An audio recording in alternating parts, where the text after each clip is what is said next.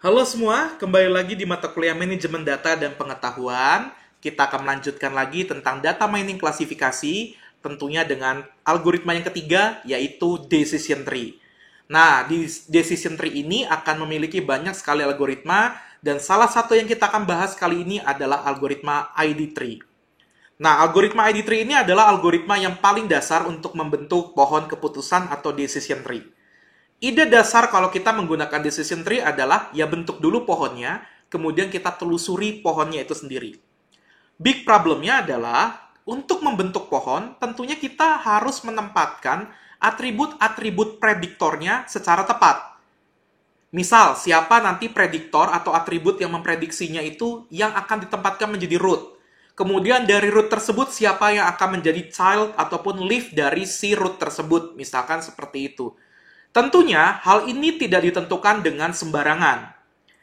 Ada dua nilai yang kita akan manfaatkan untuk kita bisa nanti menentukan siapa yang menjadi root, siapa yang akan menjadi child, ataupun juga siapa yang menjadi leaf, seperti itu. Ada dua nilai yang kita manfaatkan, yaitu nilai entropi dan nilai dari information gain. Tentunya nilai entropi ini nantinya akan kita gunakan untuk bisa menghitung nilai information gain. Nah, bagaimana cara memilihnya? Positioning dari penempatan atribut dalam pohon keputusannya itu ditentukan dari information gain. Semakin information gain-nya besar, maka dia akan berada di level yang lebih atas. Atau kalau misalnya belum ada sekali, berarti dia akan ditempatkan di root. Sementara information gain yang rendah, itu akan mengakibatkan prediktornya akan berada di level yang bawah di dalam si struktur data pohonnya. Nah, mari kita lihat rumus untuk menghitung entropi. Nah, entropi itu dihitung dengan probabilitas dari suatu kelas data. Di sini ada minus probabilitas dari seluruh kelas data. Kalau kelas datanya ada 2, ya berarti hitung sebanyak 2 kali untuk si rumus ini.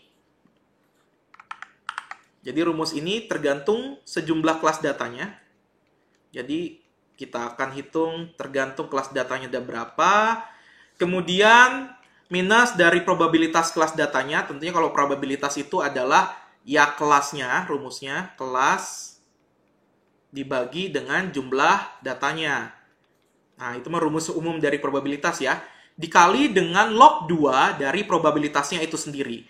Nah, ini kita lakukan sejumlah kelas yang dimiliki nanti dari si kumpulan himpunan datanya, seperti itu. Nah, di sini saya berikan catatan agar mudah. Nilai entropi akan bernilai 1 jika antar kelas data di suatu himpunan data jumlahnya berimbang. Jadi misalkan saya punya ya dan tidak kelas datanya, di mana jumlah ya-nya 5, jumlah tidaknya 5. Nah, berarti kalau seperti itu kan berimbang ya, jumlahnya sama seperti itu. Maka langsung saja berikan nilai entropinya 1. Sementara, kalau di dalam suatu himpunan data, misalkan ada 2 kelas, ya dan tidak, tapi ketika kita lihat ternyata seluruh isi kelas datanya adalah ya. Jadi dari 10 data semuanya ya. Maka nilai dari si entropinya akan bernilai 0. Seperti itu. Ini adalah cara untuk mempermudah kita menghitung dari si nilai entropinya. Nah, tentunya kalau jumlahnya tidak berimbang atau jumlahnya tidak mengacu ke salah satu kelas, ya kita akan hitung menggunakan si rumus ini. Lalu nanti nilai entropi yang sudah kita hitung dari nilai entropi tadi, kita akan manfaatkan untuk menghitung information gain.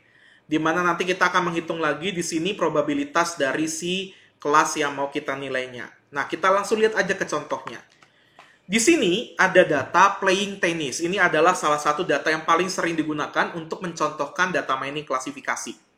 Sederhananya, data ini menunjukkan apakah seseorang akan bermain tenis atau tidak, tergantung dari outlook, temperature, humidity, dan wind. Dalam hal ini, day tidak diikutsertakan karena sifatnya unik.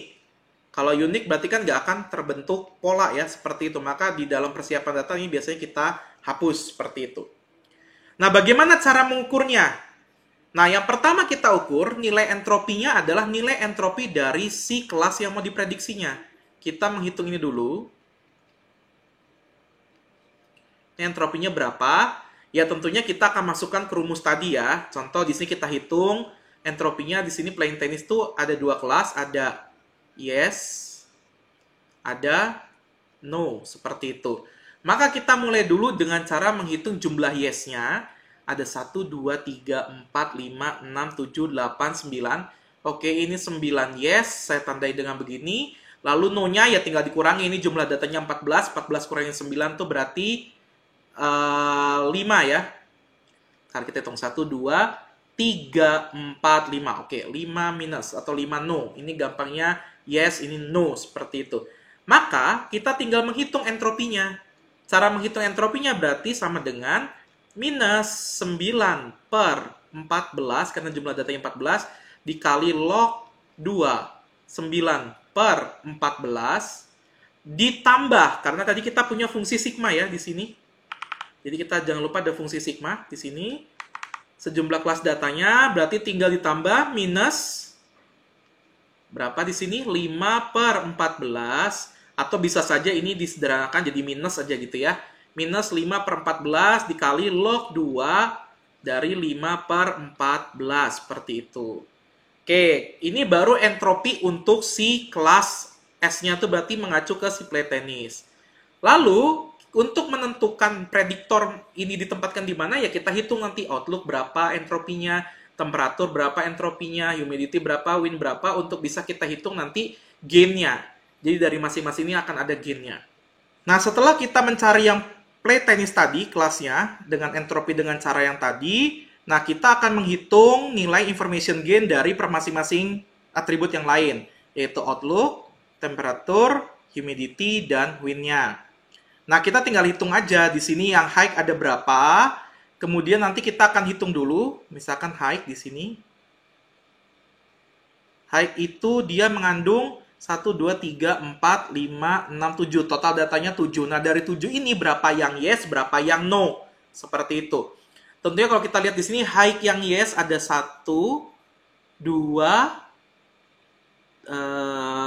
3. Oke, berarti ada 3 yang plus, dan ada sisanya berarti 7 kurangin 3, berarti ada 4 yang no. Berarti di sini juga kita hitung untuk yang normal. Nah, yang normal ada berapa di sini? Kita hitung. Normal yang yes, 1, 2, 3, 4, 5, 6. Oke, ada berarti 6 yang yes dan 1 yang no. Totalnya benar ya, jadi ada 14 seperti itu. Nah, nanti tinggal kita masukkan ke rumus entropi yang tadi, seperti itu ya. Jadi 3 per 7, minus 3 per 7 dikali log 3 per 7, ditambah dengan minus 4 per 7 dikali log 4 per 7. Log 2 ya dalam hal ini. Nah, maka kita akan menghitung seperti ini. Jadi kita hitung, ini yang sudah saya hitungkan. Hasilnya ini tentunya akan dihitung lagi entropinya ya. Caranya sama, jadi minus 3 per 7 dikali log 2, 3 per 7, dikurang langsung aja ya, karena kan plus sama minus ketemu, jadi minus dari si 4. 4-nya kan yang no-nya, 4 per 7 dikali log 2, 4 per 7, seperti itu. Begitupun yang ini kita hitung lagi, jadi minus 6 per 7 dikali log 6 per 7, log 2 tentunya di sini, dikurang dengan 1 per 7 dikali log 2, 1 per 7, seperti itu. Tinggal dihitung, boleh pakai kalkulator atau boleh pakai Excel biar gampang. Ketemulah hasil entropinya sekian. Dan ini adalah entropi yang tadi, kelasnya, yang kelas yes dan no untuk playing tennis. Nah, ini jangan sampai lupa lagi di sini ya. Oke, kita cari di sini information gain-nya. Caranya gimana? Ya tinggal si entropi semesta yang tadi, entropi yang playing tenisnya, jadi minus 940, dikurangi dengan nilai yang tadi kita temukan. Jadi probabilitasnya, 7 ini adalah jumlah dari 3 plus 4 yang ini, per 14, ini adalah seluruh jumlah data. Ini jumlah data. Jadi jangan bingung lagi. Di probabilitas kelas high itu berapa, dan sini adalah probabilitas dari yang normal seperti itu. Karena jumlahnya berimbang yaitu 7 dengan 7, ya udah jadinya sama 7 per 14 dan 7 per 14. Pengalinya adalah nilai entropi dari yang per masing-masing. Contoh untuk high, di sini kan 7 data yang ada di dalam kelas tadi, per 14 dikali dengan entropinya 0,985 dan seterusnya, ketemulah nilai gennya sekian. Nah, ini dilakukan berulang sampai seluruh atribut dinilai, dan ternyata ketika kita lihat nilai information gain terbesar itu ada di outlook. Maka, di pohon yang pertama ini, kita akan menjadikan si outlook ini sebagai root. Nah, maka jadilah seperti ini. Kemudian, kita akan pangkas dulu datanya, kita akan filter berdasarkan si outlook tersebut. Nah, berarti di sini kita akan lihat dulu outlook. Outlook itu punya 3 nilai, kalau tidak salah di awal. Outlook itu ada sunny, kemudian ada rain, lalu ada overcast. Nah, kita akan bikin per masing-masing jalur ini. Jadi sunny, overcast, dan rain. Nah, kita akan mencari lagi kemungkinan-kemungkinan yang terjadinya. Kalau kita lihat di sini, untuk outlook yang sunny, nah kita hitung di sini sunny nih. Outlook yang sunny, kita hanya filter yang sunny saja. Nah, ini akan punya nilai entropinya lagi. Nah, kita akan hitung lagi di sini. Nah, kalau misalkan seperti ini, berarti kita akan tentukan dulu ini jadi siapa. Sisanya tadi berarti ada temperatur, humidity, dan wind, seperti itu. Maka, kita akan menghitung lagi di sini nilai per masing-masing information gain dengan cara yang tadi. Cuman harus hati-hati, datanya sekarang cuman ada 5, karena yang berhubungan dengan si sunny cuman ada 5. Jadi, per 5 nanti untuk probabilitasnya. Dan ditemukanlah hasilnya ini, dan hasil humidity-nya itu paling besar ada di humidity. Maka ini akan jadi humidity. Seperti itu. Bentar ya, kepencet tadi. Humidity. Oke, sementara untuk outlook yang sifatnya overcast. Nah, outlook yang sifatnya overcast, di sini kita lihat outlook yang sifatnya overcast, itu ternyata nilainya 100% yes. Nih, overcast yes, kemudian overcast lagi yes, kemudian overcast-nya yes, seperti itu. Artinya ini 100% dia selalu yes, maka di sini kita tidak perlu hitung lagi nilai entropi untuk sisa atribut yang lain, tapi langsung saja yes. Berarti sekarang yang sudah terpakai adalah outlook dan humidity. Berarti tinggal sisanya temperature dengan wind, seperti itu. Nah, di sini kita pun akan menghitung lagi, ini siapa yang akan terpilih di sini. Nah, caranya adalah, ya kita hitung lagi dengan cara yang tadi. Nah, begitupun dengan humidity. Humidity tadi ada high dengan normal. Ternyata setelah dihitung, humidity yang sifatnya high, itu ternyata 100% itu mengacu ke yang no di sini. Kan 0 yes, 3 no. Berarti kita bisa klasifikasikan dia sebagai no. Sementara tadi humidity yang sifatnya normal, itu ternyata full juga 100% ke 2 yang yes, seperti itu. Nah, tinggal nanti teman-teman lanjutkan perkiraan ini gimana caranya, tinggal dilanjutin lagi nilai entropinya, dari entropi tentukan gainnya, dan dari gain ini tentunya kita hanya menggunakan si atribut yang tadinya belum terpilih ya. Kalau outlook kan sudah. Kemudian tadi di awal kita sudah menggunakan humidity, ini juga sudah. Berarti tinggal sisanya temperatur sama wind.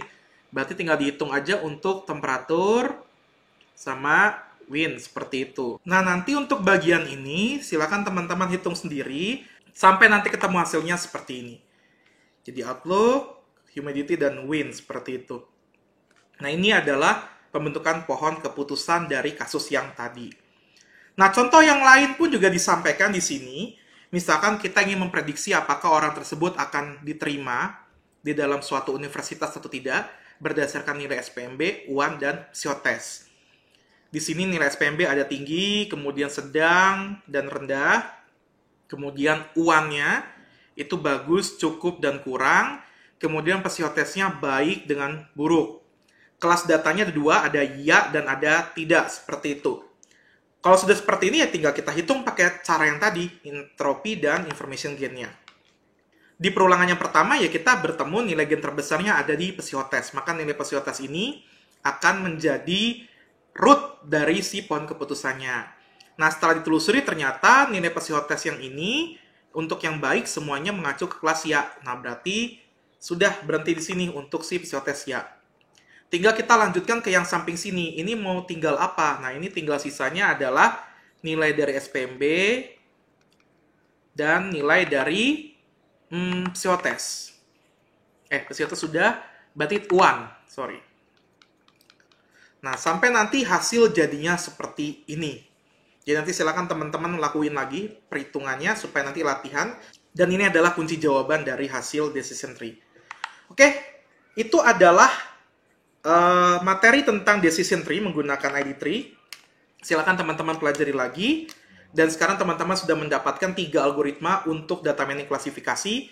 Tinggal teman-teman tentukan kira-kira mana metode yang tepat untuk bisa kita pakai untuk mengklasifikasi. Tergantung nanti juga dari bentuk datanya, apakah dia numerik atau alphanumerik. Nah, itu akan juga memberikan pengaruh. Nah, silakan teman-teman mempelajari lebih lanjut. Di materi minggu depan, kita akan mempelajari perihal data mining clustering. Nah, kita akan melihat 2 algoritma, yaitu K-means dan agglomerative hierarchical clustering, yang akan kita pelajari di data mining clustering. Materi kali ini cukup sampai sini saja. See you next.